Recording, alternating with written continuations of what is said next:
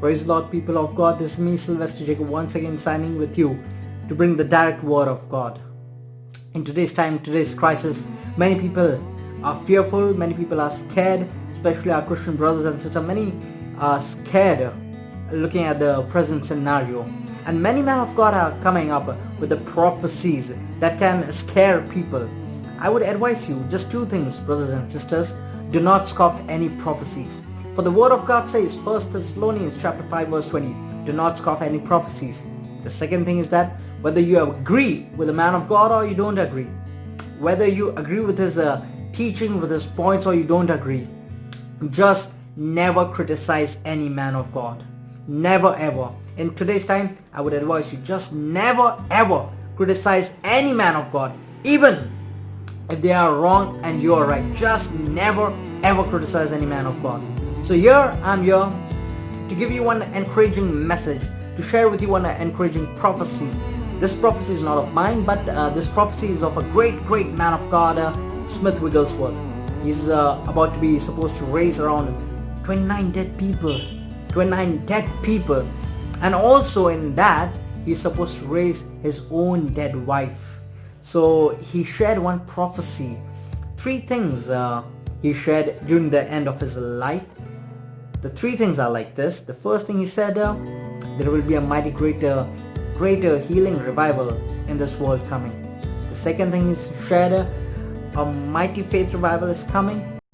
And the third he shared, a great end time revival is coming. If you look at this prophecy one by one, the first part, if you look at it, that there is a greater healing revival coming, it did happen. Why? Because just after the Second World War, post-Second World War, with the man of God such as A.A. Allen, Oral Roberts, mighty healing revival was experienced by this world. A mighty greater anointing of healing was experienced by the body of Christ, by people of God, by every people of this world. They used to set up huge tents and they made it compulsory. People who are on their stretcher and on their wheelchair are only allowed to come. After the end of the meeting, they would take up their own stretcher and walk out. It did happen. I'm not making these things up. You can check the history. It did happen in the 1950s with the great man of God, Oral Roberts and A.A. Allen. Now let's move on to the second part of the prophecy. A mighty faith revival is coming. It did happen. The father of faith of modern time, Papa Kenneth Hagin, it did happen with him.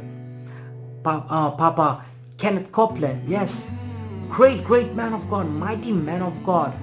Yes, because of them, a supernatural faith was transferred, imparted in the body of Christ, in the church of Christ. A great mighty faith movement was started by Papa Kenneth Hagin. Now if you move on to the last part of the prophecy, that is very interesting, and that's what I want to focus more on. A great healing, and after great faith revival, a great movement of the Holy Spirit is coming. The end time revival. I would like to call it as the last move of the Holy Spirit.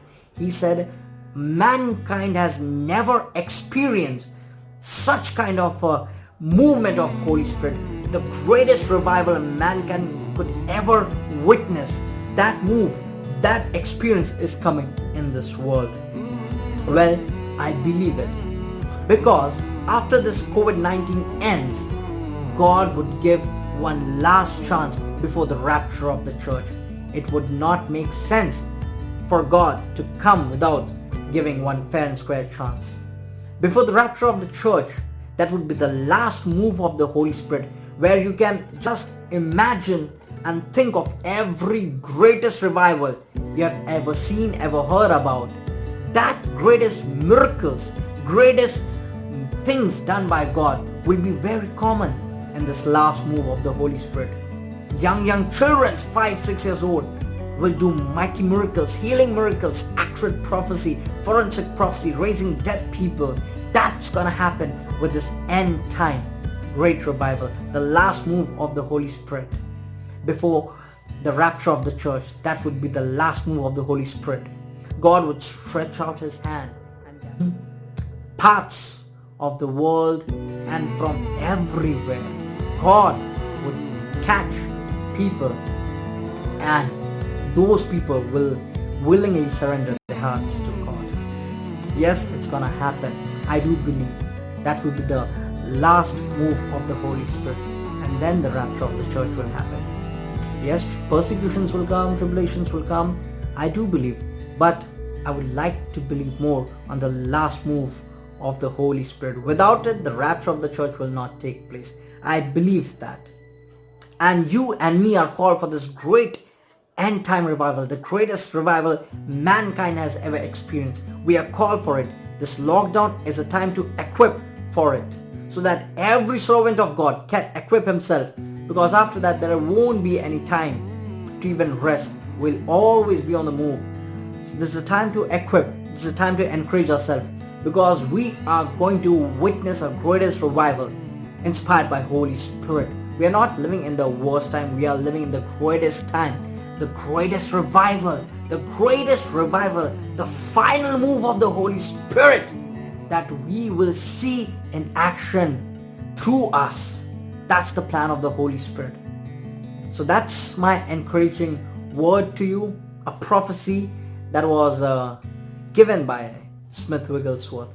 I encourage my dear Christian brothers and sisters, share this prophecy with everyone, so that those who are weak in faith can be strengthened in faith and can build others, because we need to build others in this time. So keep on sharing this message so everyone can be strong in their faith. Keep on spending alone time with Jesus, because he loves talking to you. So this is my message.